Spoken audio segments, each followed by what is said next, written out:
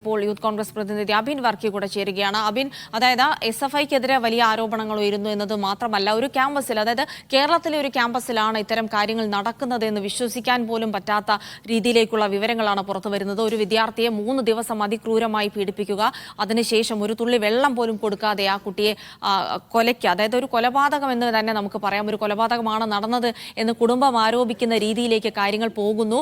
അപ്പോൾ മനസ്സിലാക്കേണ്ടത് എന്താണ് നമ്മുടെ ക്യാമ്പസുകളിൽ നടക്കുന്നത്? അതായത് ഇത് കേരളത്തിലെ ഏതെങ്കിലും ഒരു ക്യാമ്പസിൽ മാത്രം നടക്കുന്നതായിട്ട് നിങ്ങൾ കുറച്ചു കാണണ്ട. കേരളത്തിൽ SFI ഭരിക്കുന്ന പല ക്യാമ്പസിലും ഇതുപോലത്തെ ഇടിമുറികളുണ്ട്. അത് തിരുവനന്തപുരം യൂണിവേഴ്സിറ്റി ഹോസ്റ്റലിലും എറണാകുളത്തെ മഹാരാജാസ് ഹോസ്റ്റലിലും പല കോളേജിലും SFIയുടെ ഏകാധിപത്യമുള്ള ഹോസ്റ്റലിലും ക്യാമ്പസിലും ഇതുപോലുള്ള ഇടിമുറികളുണ്ട്. അവരുടെ ഏകാധിപത്യ രീതിയിലുള്ള ആക്രമണങ്ങൾ നടക്കുന്നുണ്ട്. പലതിന്റെയും വാർത്തകൾ പുറത്തു വരുന്നില്ല എന്നുള്ളത് മാത്രമാണ് നമ്മൾ മനസ്സിലാക്കുന്നത്. ഇതിപ്പോ നിങ്ങൾ ആലോചിക്കും, നിങ്ങളിപ്പോ കൊലപാതകമാണ് എന്ന് പറഞ്ഞ ഈ വിഷയത്തിന്റെ വാർത്ത എത്ര ദിവസം കഴിഞ്ഞാണ് ആ കോളേജിന്റെ പുറത്തേക്ക് വരുന്നതെന്ന് നിങ്ങൾ ഓർക്കണം. അപ്പൊ ആ കോളേജിൽ പഠിക്കുന്ന വിദ്യാർത്ഥികളെ ഇവരെത്രമാത്രം ഭയപ്പെടുത്തി അവരെ കീഴ്പ്പെടുത്തി വെച്ചിരിക്കുകയാണ് എന്നുള്ളത് കേരളത്തിലെ പൊതുസമൂഹം ഓർക്കണം. ഇതൊരു ക്രിമിനൽ പ്രസ്ഥാനമാണ് ഈ SFI എന്ന് പറയുന്നത്. ഇത് കോൺസെൻട്രേഷൻ ക്യാമ്പുകളായി SFI ഭരിക്കുന്ന ക്യാമ്പസുകളിലെ ഹോസ്റ്റൽ മുറികൾ മാറിക്കൊണ്ടിരിക്കുകയാണ്. നിങ്ങൾ മഹാരാജാസ് കോളേജിലെയും അതുപോലെ തന്നെ യൂണിവേഴ്സിറ്റി ഹോസ്റ്റലിലും ഒക്കെ നടന്ന റെയ്ഡുമായി ബന്ധപ്പെട്ട വിവരങ്ങൾ നമുക്കറിയാം. ഒരു കോളേജ് ക്യാമ്പസിന്റെ ഹോസ്റ്റലിൽ റെയ്ഡ് നടത്തുമ്പോൾ അവിടെ നിന്ന് കത്തിയും കടാരയും അതുപോലെ തന്നെ മയക്കുമരുന്നും ഒക്കെ പിടിക്കുന്ന സ്ഥിതിവിശേഷം ഉണ്ടായി. ലഹരി മാഫിയയുടെ വലിയ രീതിയിലുള്ള ഇടപെടലുണ്ട് ഈ വിഷയങ്ങളിലൊക്കെ. നിങ്ങൾ മനസ്സിലാക്കേണ്ടത്, ഇപ്പോൾ ആർഷോ ഇവിടെ പറയുന്നത് കേട്ടോ, ആ ക്യാമ്പസിൽ ഇതിനു മുമ്പൊന്നും ഉണ്ടായിട്ടില്ല എന്ന്. നിങ്ങൾ നെടുമങ്ങാട് ഈ സിദ്ധാർത്ഥിന്റെ വീട്ടിൽ പോകുമ്പോൾ സിദ്ധാർത്ഥിന്റെ വീട്ടിൽ നിന്ന് അധികം അകലെയല്ലാത്ത ഒരു വീട്ടിൽ മറ്റൊരു സംഭവം ഇതേ ക്യാമ്പസിൽ നടന്നിട്ടുണ്ട്. അവിടെ ഒരു ചെറുപ്പക്കാരനെ ആക്സിഡന്റ് പറ്റി എന്നുള്ള വാർത്ത കേട്ട്, ആക്സിഡന്റ് എന്നുള്ള വിവരം മാത്രമാണ് ഇവർക്കറിയാവുന്നത്. ബൈക്ക് ഓടിച്ചപ്പോൾ ആക്സിഡന്റ് പറ്റി മരിച്ചു. ആ ആക്സിഡന്റ് പറ്റി മരിച്ചതിനെ തുടർന്ന് ഒരമ്മ ആത്മഹത്യ ചെയ്ത വിഷയം ഇതേ നെടുമങ്ങാട്, ഇതേ പൂക്കോട്ട് വെറ്റിനറി കോളേജുമായി ബന്ധപ്പെട്ടുണ്ടായിട്ടുണ്ട്. നിങ്ങൾ അന്വേഷിച്ചു നോക്കണം. അത് മാത്രമല്ല, ആ ക്യാമ്പസുമായി ബന്ധപ്പെട്ടുകൊണ്ട് നിങ്ങൾ മനസ്സിലാക്കേണ്ടത് SFI എന്തൊക്കെയോ വലിയ ഇടപെടൽ നടത്തിയെന്നാണ് പറയുന്നത്. SFIക്കാരനാണ് എന്നാണ് ഹർഷോ പറയുന്നത്. പ്രിയപ്പെട്ട ഈ മാധ്യമ ചർച്ച കേൾക്കുന്ന പ്രേക്ഷകർ മനസ്സിലാക്കേണ്ടത്, SFIക്കാരനാണ് എന്നുണ്ടെങ്കിൽ SFIയുടെ ഔദ്യോഗിക ഇൻസ്റ്റാഗ്രാം പേജിലോ ഫേസ്ബുക്ക് പേജിലോ ഈ നാളിതുവരെ ഈ ചെറുപ്പക്കാരന്റെ മരണവുമായി ബന്ധപ്പെട്ട് ഒരു അനുശോചനം വന്നിട്ടുണ്ടോ എന്നുള്ളത് നിങ്ങൾ ചിന്തിക്കണം. നിങ്ങൾ പരിശോധിച്ചു നോക്കണം. ഇവരെത്രമാത്രം കള്ളമാണ് പറയുന്നത്. ഇവർ ഈ അക്രമികളെ സംരക്ഷിക്കാനാണ് ശ്രമിക്കുന്നത്. ഇല്ലെങ്കിൽ 16-ാം തീയതിയും 17-ാം തീയതിയും ക്രൂരമായ ആക്രമണത്തിന് വിധേയനായി 18-ാം തീയതി ദുരൂഹ സാഹചര്യത്തിൽ മരിക്കുമ്പോൾ ഈ SFI മാത്രമുള്ള ക്യാമ്പസിൽ SFIക്കാർ എവിടെ പോയി കിടക്കുകയായിരുന്നു? SFIയുടെ യൂണിറ്റ് സെക്രട്ടറിയും പ്രസിഡന്റും യൂണിയൻ പ്രസിഡന്റും ചേർന്നാണ് മർദ്ദിക്കുന്നത്. അതും മാത്രമല്ല, അവിടെ ഉണ്ടായ ഇടപെടൽ ഉച്ചയ്ക്ക് ഈ സംഭവം നടന്നു കഴിഞ്ഞ് വൈകുന്നേരം 5:30 മണിക്കാണ് പോലീസ് സ്റ്റേഷനിൽ റിപ്പോർട്ട് ചെയ്യുന്നത്.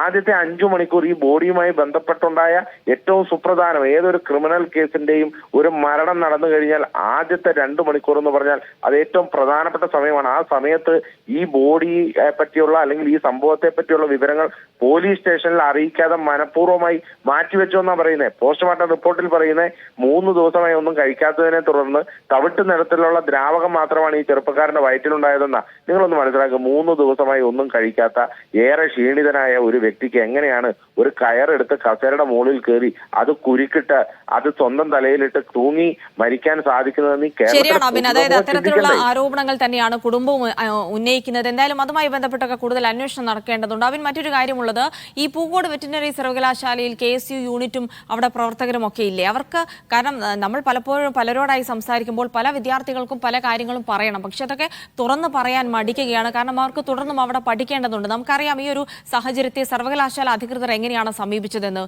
അതുകൊണ്ട് തന്നെ അവർക്ക് ഭയമാണ്. ഇത്തരം കാര്യങ്ങൾ തുറന്നു പറയാൻ അവിടെ KSU പ്രതിനിധികളൊന്നും ഇല്ലേ? അല്ല, തീർച്ചയായിട്ടും എല്ലാ കോളേജുകളിലും KSUവിന്റെ വിദ്യാർത്ഥി പ്രതിനിധികളുണ്ട്. ഇപ്പൊ ഈ തിരുവനന്തപുരം യൂണിവേഴ്സിറ്റി കോളേജിൽ ഞങ്ങൾ ഒരു യൂണിറ്റ് ഇടാൻ ശ്രമിച്ചപ്പോൾ കേരളം ഒന്നാകെ നടന്ന സംഘർഷത്തെ പറ്റി നിങ്ങൾക്കൊക്കെ അറിയാം. ഞങ്ങൾ എത്രമാത്രം ശ്രമിച്ചിട്ടാണ് തിരുവനന്തപുരം യൂണിവേഴ്സിറ്റി കോളേജിൽ ഒരു യൂണിറ്റ് ഉണ്ടാക്കാൻ ശ്രമിച്ചത്, ആ യൂണിറ്റ് ഉണ്ടാക്കിയതെന്നും വർഷങ്ങൾക്ക് ശേഷം ഞങ്ങൾ ആ യൂണിയൻ തെരഞ്ഞെടുപ്പിൽ മത്സരിക്കാൻ വേണ്ടി എത്രയോ ചെറുപ്പക്കാർ അടികൊണ്ടു എന്നുള്ളതും ഞങ്ങളുടെ എത്ര നേതാക്കന്മാർക്ക് നിങ്ങൾ മനസ്സിലാക്കി. കേരളത്തിന്റെ പ്രതിപക്ഷ നേതാവിന് തിരുവനന്തപുരം യൂണിവേഴ്സിറ്റി കോളേജിന്റെ പുറത്ത് വന്ന് കുത്തിയിരിക്കേണ്ടി വന്നു അവിടെ ഒരു യൂണിറ്റ് ഇടാൻ.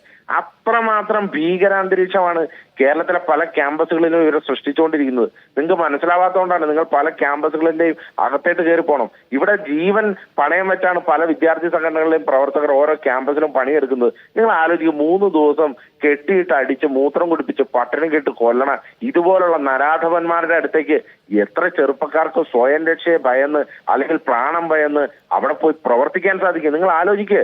ഒരു രാഷ്ട്രീയ വൈരാഗ്യത്തിന്റെ പേരിൽ നാളെ അങ്ങ് വെട്ടിക്കൊലപ്പെടുത്തുക അല്ലെങ്കിൽ ഇങ്ങനെ ഇട്ട് കൊലപ്പെടുത്തുക ചെയ്താൽ ആര് ഉത്തരം പറയും? ആര് ഈ കുടുംബത്തോട് പറയാനുണ്ടാവും?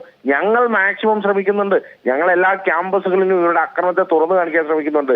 ഞങ്ങളുടെ പ്രതിനിധികൾ ഇത് തുറന്നു പറയാൻ ശ്രമിക്കുന്നുണ്ട്. പക്ഷേ പാർട്ടി TP ചന്ദ്രശേഖരൻ കൊലക്കേസിൽ കുറ്റക്കാരനാണെന്ന് ഹൈക്കോടതി വിധിച്ചതിന് ശേഷവും ആ പ്രതികളെ സംരക്ഷിച്ച് അവർ കുറ്റം ചെയ്തില്ല എന്ന് പറയുന്നത് ഇതുപോലൊരു നരാധമ പാർട്ടി, ഹിറ്റ്ലറുടെ പാർട്ടിയെ ഓർമ്മിപ്പിക്കുന്ന തരത്തിലാണ്.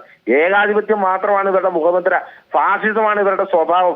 ഈ സ്വഭാവവും ഈ മുഖമുദ്രയും ഈ സ്വഭാവമുള്ള നേതാവും പാർട്ടിയും ഭരിക്കുമ്പോൾ എത്ര ചെറുപ്പക്കാർക്ക് പ്രാണഭയം ഭയന്നുകൊണ്ട് ഇവർക്ക് പ്രവർത്തിക്കാൻ സാധിക്കും? അതുകൊണ്ട് കേരളത്തിലെ പല ക്യാമ്പസുകളിലും ഇതുപോലുള്ള ഇടിമുറികളുണ്ട്. പല ക്യാമ്പസുകളും കോൺസെൻട്രേഷൻ ക്യാമ്പുകളാണ്. അഭിപ്രായ സ്വാതന്ത്ര്യത്തെ അവർ അടിച്ചമർത്തുകയാണ്. ഈ അടിച്ചമർത്തുന്ന അഭിപ്രായ സ്വാതന്ത്ര്യം ഉണ്ടായിട്ടും ഇത്രയേറെ അക്രമവും ഫാഷിസവും ഉണ്ടായിട്ടും പ്രാണൻ ഭയന്നും ജീവൻ പണയം വെച്ചുമാണ് പല വിദ്യാർത്ഥി സംഘടനകളും പ്രവർത്തിക്കുക. എന്തിനേറെ പറയുന്നു, ഈ LDF യോഗത്തിന് AKG സെന്ററിൽ ഇരിക്കുന്ന CPM-കാരന്റെ അടുത്തിരിക്കുന്ന CPI-യുടെ വിദ്യാർത്ഥി സംഘടനാ നേതാവിന്റെ വയറ്റിൽ ചവിട്ടിക്കൊണ്ട് ചീത്ത വിളിച്ച്, ഞാൻ ആ തെറി ഇവിടെ പറയുന്നില്ല, ആ തെറി വിളിച്ച SFI-യുടെ നേതാവിനെ കേസ് പോലും ചാർജ് ചെയ്യാതെ സംസ്ഥാന സെക്രട്ടറിയേക്ക് ഉയർത്തിയ ഒരു സംഘടനയെ കുറിച്ച് ഞാൻ അതിൽ കൂടുതൽ എന്ത് പറയാനാണ്? തീർച്ചയായും അബിൻ, വ്യക്തമാണ്. അതായത് പല തരത്തിലുള്ള സാഹചര്യങ്ങൾ, അതായത് ഭയാനകമായ ഒരു സാഹചര്യം ആ ക്യാമ്പസിൽ നിലനിൽക്കുന്നുണ്ട്. പല വിദ്യാർത്ഥികൾക്കും പല കാര്യങ്ങൾ പോലും തുറന്നു പറയാൻ കഴിയാത്ത ഒരു സാഹചര്യം നിലനിൽക്കുന്നുണ്ട്. ഈ കേസുമായി ബന്ധപ്പെട്ട് നമുക്കറിയാം 3 ദിവസം ക്രൂരമായി പീഡനത്തിന് ഇരയാക്കിയിട്ടുണ്ട്. നിരവധി ആളുകൾ അതിന് സാക്ഷികളാണ്. പക്ഷേ ഒരാൾ പോലും അത് കൃത്യമായി തുറന്നു പറയാൻ മുന്നോട്ട് വരുന്നില്ല. പ്രത്യേകിച്ച് ഈ കോളേജ് അധികൃതരുടെ ഒരു സമീപനം കൂടി അതിൽ നിർണായകമാണ്. കാരണം ഈ മരണം നടന്ന് 4 ദിവസം കഴിഞ്ഞ് പോലീസിന്റെ നിർദ്ദേശപ്രകാരം മാത്രമാണ് ഈ റാഗിങ്ങുമായി ബന്ധപ്പെട്ട ഒരു കമ്മിറ്റി ഉണ്ടാക്കിയതും ഇതിൽ അന്വേഷണം നടത്തിയത്. മാത്രമല്ല ഈ ഡീനിനായിരുന്നു വാർഡന്റെ ചുമതല ഉണ്ടായിരുന്നത്. 3 ദിവസം ഇത്രയും ക്രൂരമായ പീഡനങ്ങൾ നടന്നിട്ടും ഈ ഡീൻ ഇതേപ്പറ്റി ഒന്നും അറിഞ്ഞിട്ടില്ല എന്നൊരു വിശദീകരണമാണ് സർവകലാശാല രജിസ്ട്രാർക്ക് നൽകിയത്. ഇതൊക്കെ കോളേജ് അധികൃതരുടെ ഭാഗത്ത് നിന്നുകൂടി അറിഞ്ഞുകൊണ്ടുണ്ടായ ചില വീഴ്ചകൾ, അറിഞ്ഞുകൊണ്ടുണ്ടായ ചില സംഭവങ്ങളാണ് എന്നതിലേക്കാണ് വിരൽ ചൂണ്ടുന്നത്. അതുകൊണ്ട് തന്നെ അത്തരം കാര്യങ്ങൾ പുറത്തു പറയാൻ വിദ്യാർത്ഥികൾ മടിക്കുന്നു എന്നുള്ള വിവരങ്ങൾ തന്നെയാണ് കോളേജിൽ നിന്ന് ലഭിക്കുന്നത്.